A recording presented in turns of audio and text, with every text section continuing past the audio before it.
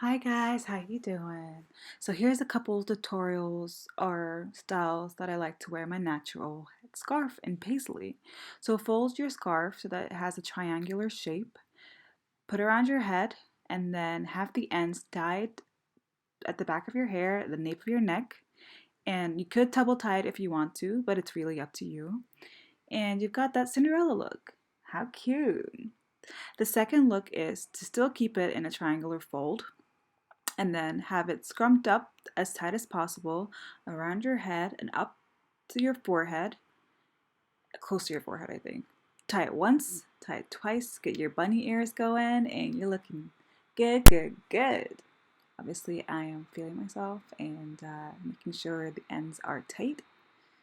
The third way is, I'd like to say, the air hostess way. And you have it tied around your neck, and you're done. Have a great day, guys. But don't forget to follow us.